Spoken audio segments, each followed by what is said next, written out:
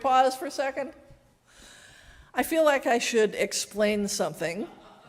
We're doing a little vacation Bible school for grown-ups in the month of August, and I'll explain more about that. But this video is the book of Job, and it is definitely for grown-ups. So.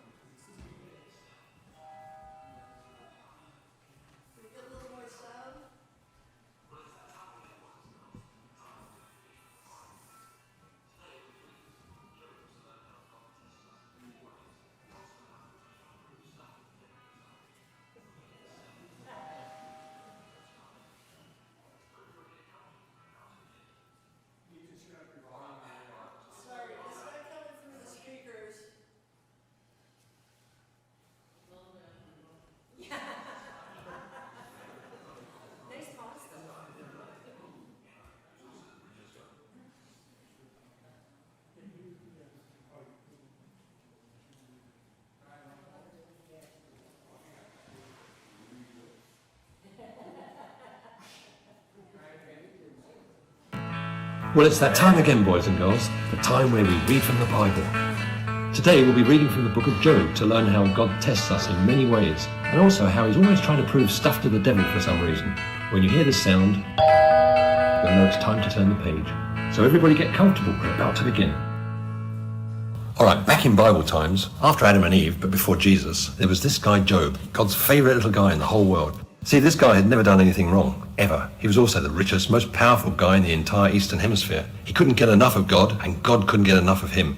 Anyway, Satan, you know Satan, glorious angel Lucifer, tried to overthrow God, cast down to hell. Well, him and God were hanging out in heaven one day, seemingly forgetting about that previously mentioned overthrowing, casting down to hell thing, where a certain conversation transpired. The Lord said to Satan, "Whence have you come?" Satan answered the Lord, "From going to and from on the earth and from walking up and down on it." And the Lord said to Satan, "Have you considered my servant Job, that there is none like him on earth, a blameless, upright guy who fears God and turns away from evil?" So Satan didn't say anything about looking for people to torment or lives he could ruin. God just threw Job out there. Satan's sure that Job only worships God because he has everything so easy, and God, in his omnipotence, is certain Job wouldn't curse him, even if the devil took it all away. He's certain because, well, he knows everything. So being a smug bastard with this particular advantage, God makes a bet with the devil and lets him mess up Job's shit with the proviso that he doesn't lay a finger on him, because apparently that would be taking things too far. Not only does Satan send a band of nomads to steal the 15,000 animals Job owns, he also takes Job's 10 kids and kills every last one of them. But he doesn't touch Job, as per God's request. Job, however, is surprisingly cool with this. Instead of shaking an angry fist towards the heavens, he instead rips the clothes from his body, shaves his head, and pretty much says, "Que sera, sera, praise be to God." So Satan and God meet up again, where their conversation goes exactly word for word as their previous encounter. God's all, "What's up?" And Satan's all, "Nothing much." And God is all, "Hey, check out Job, I love that little guy." It's as if Satan has forgotten completely about Job altogether. It was God who brought him up. So Satan explains, "Sure, he didn't curse you, didn't let me ruin his body, just kill his family and steal everything he owns. Come on, let me give him AIDS or something." God says, "Cool, just don't kill him." So Satan gives him boils up and down his body. And we're talking biblical grade plague boils here, none of your 21st century yuppie boils. So over the next 30 pages or so, his friends come by to see how badly messed up he is, and actually start to cry because he's so unrecognizable. They won't even talk to him for a week, which is okay because Job just sits there on a pile of ash, picking at his boils with a piece of broken pottery.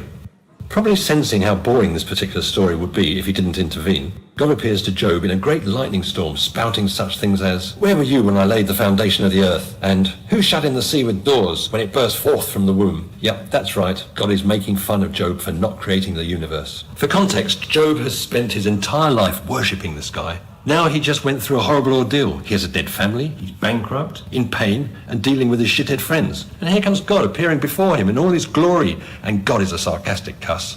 God pretty much gives Job strife for 3 or 4 chapters for not being omnipotent, and also for having the nerve to ask his Lord why these things were happening to him.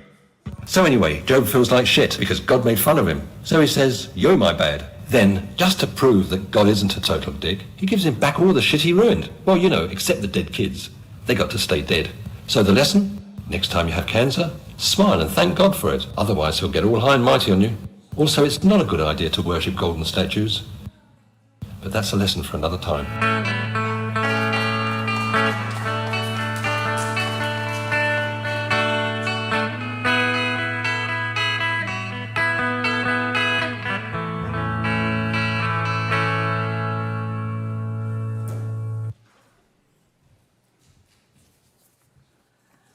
Okay, I am prepared to be ridden out of town on a rail. And I will acknowledge that that cartoon was not necessarily kid-friendly, but most of us aren't kids, and I apologize if that was offensive, if I've offended you. And I apologize if I haven't offended you yet. Don't worry, no doubt I'll get to you soon.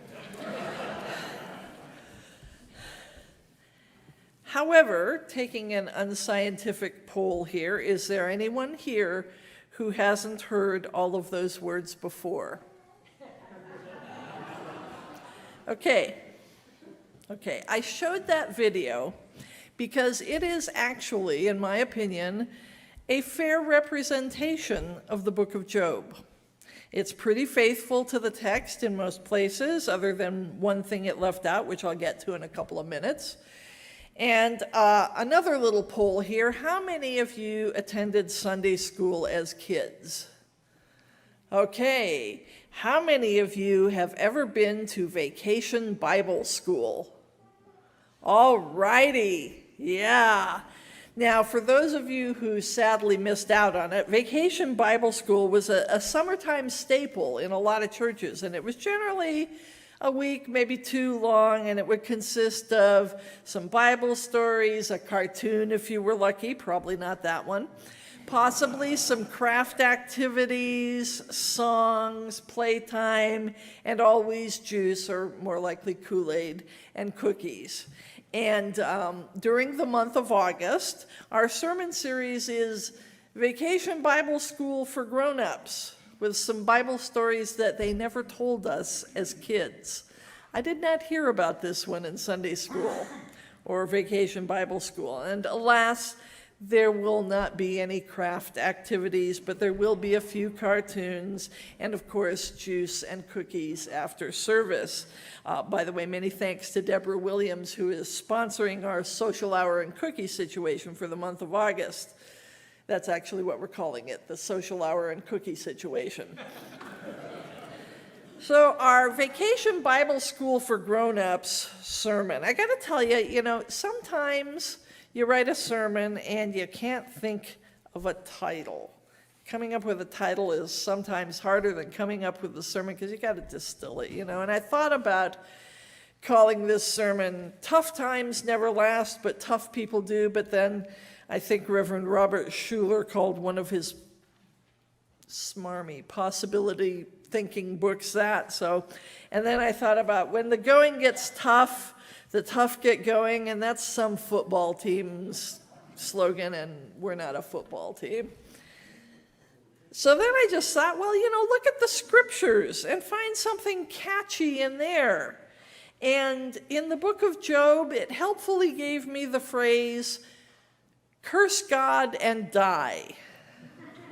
Honest, this is not another one of my weird translations. It's right there, chapter 2, verse 9, curse God and die. And unfortunately, that is the one important part of the book of Job that the cartoon left out. They left out the part where Job is sitting there on his ash heap, pestering his boils, and his wife comes up to him and says, "You still believe in God? Why do you persist in your integrity? Just curse God and die." Curse God and die. And yet,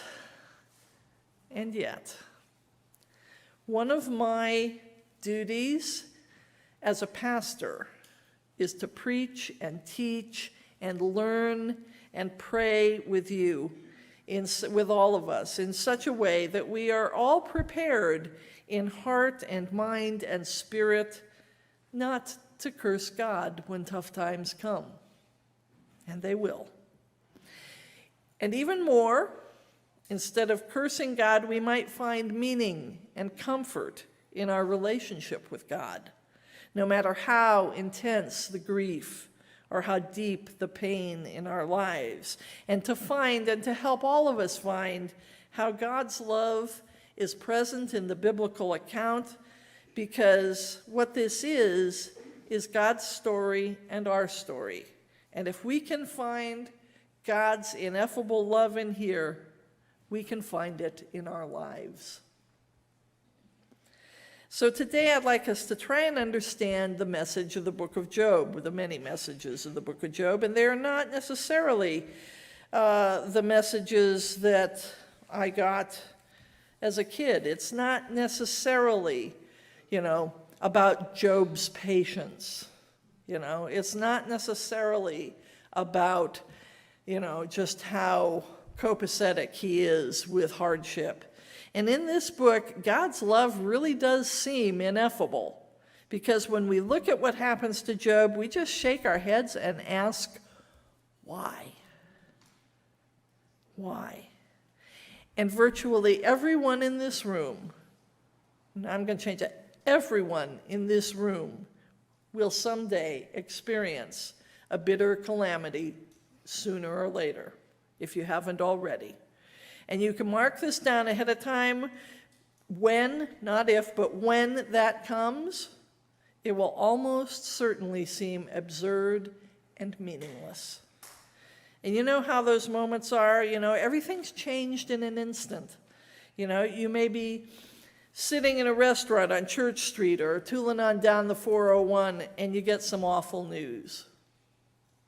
You may be shaving and you find a spot on your neck, or lathering up in the shower and you find a lump in your breast. And you're stocking up on a 12-pack of paper towels at No Frills when all of a sudden you realize your 2-year-old's missing. And when it happens, it's going to seem utterly absurd, and you're going to cry out, why, 100 times before the storm passes by, and you may never get an answer to the question, why? Sometimes we know why things happen to us. Sometimes we know deep down that we've put actions into motion that come back and bite us on the tail, right? But more often, our most crushing grief and pain doesn't come as punishment for anything. Often it comes out of nowhere and it just baffles us. And that's why the book of Job is so relevant. Job's suffering seems to come out of nowhere and have no connection to his character. And his story is recorded for us, I think, so that we'll have some help in living through these calamities, and not just keeping a stiff upper lip, but trusting in the unconditional love of God. We're told that Job was blameless and upright, one who feared God and turned away from evil. And if suffering is intended as a punishment for evil, which it is not, Job is not a very likely candidate. He does good. He pursues what's right. His reputation is blameless. But we saw the story, didn't we? All Job's goodness doesn't seem to mean squat, does it? And we saw that little wager between God and Satan, and Job loses everything he has. He was a wealthy man, but one day thieves and terrorists and storms killed all of his oxen, all of his donkeys, all of his sheep and camels, all of his servants, and all of his children. All of his children. Ouch. And what is Job's response to this? Well, the scriptures record that Job arose, tore his robe, shaved his head, fell on the ground, and worshiped God. He said, "Naked did I come from my mother's womb, and naked shall I return. God gave, and God has taken away, and blessed be the holy name." And in all this, it says Job did not sin or blame God.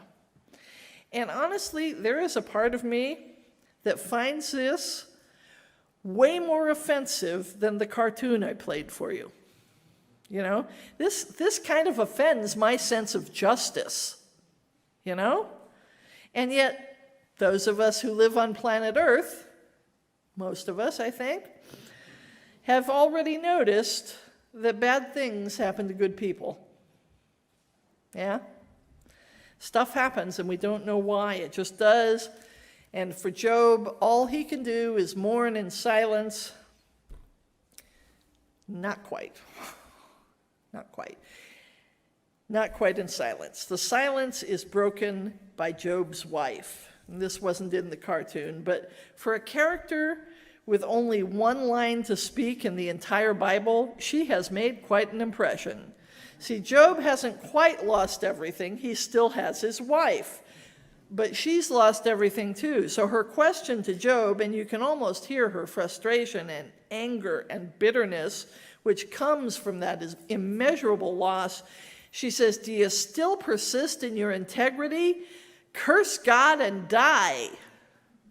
It's as if she sees only two choices. If Job holds on to his integrity and blesses God like he did before, she seems to suggest that he's kidding himself. And I think we sometimes sense a certain dishonesty or maybe a little bit of self-delusion when someone's been hit that hard and keeps their rose-colored glasses on. Yet, if Job honestly acknowledges his pain and loss, he might want to curse God, and that's not in his character either. And it seems, in addition to everything else, he's caught between a rock and a hard place. He's got two choices: hold on to the blessing or curse God and die. And things haven't changed much since Job's time, have they? And we still have those two choices. We want a new answer, and all we get is the same old answer, and it doesn't completely satisfy. But the bottom line is, I've got this on a fridge magnet. It's where I get my theology. The bottom line is, like the old saying, pain is inevitable, misery is optional. Or to put it in God terms, when we hurt, we can hurt with God, or we can hurt without God. You know? But what is it about suffering that some people hold on through it all and some people curse God and die? What is it about suffering that makes it so insufferable? It's death. It's our death, our fear of death, our own and that of those we love. And most of all, it is the death inside of us, the death of hope, the death of the soul. Now, I may not be the best example, but I got to tell you, I've tried it both ways. I have tried to keep blessing God when rotten stuff happens, and honestly, there have been times when I have failed in that endeavor. There are times when I have cursed God, times when I have called God nasty names, much worse than the cartoon. And I think I've told y'all, or some of you, about the times when I started all my prayers with, "You jerk," or worse, much worse. And you may be saying to yourself, aha, she didn't die, you can curse God and live. Nope. I'm afraid you can't. At least I couldn't. When I cursed God, when I lost all hope in God, when I decided to go it alone with my suffering, trust me, something died inside. Believe me, I'm living proof. But I'm also living proof of the resurrection of that hope that was dead. I am living proof of the resurrection of hope in my life. But sometimes it is hard to hold on to hope.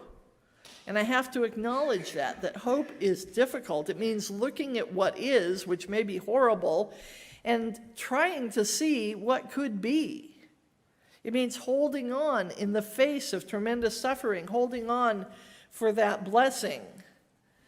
And holding on to that hope really is the only way to life, to the abundant life that we're promised in the Gospels. I said earlier that the book of Job is relevant to us, and Job's story is recorded so that we'll have some help in living through calamities, not just keeping a stiff upper lip, rose-colored glasses, but knowing that through it all there is the unconditional love of God. So if you've come here today hurting, if you've come here today wondering why, if you've come wondering if you can hang on for another day, my prayer is that you will choose life. Choose to hold on to hope. Choose to hold on to God. And let God love you through it all. Let's pray a little.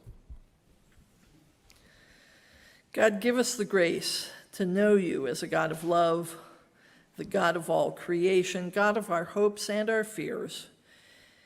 And then give us the grace to trust you with all of it, with our tears, our pain, our suffering, knowing that you can lead us through.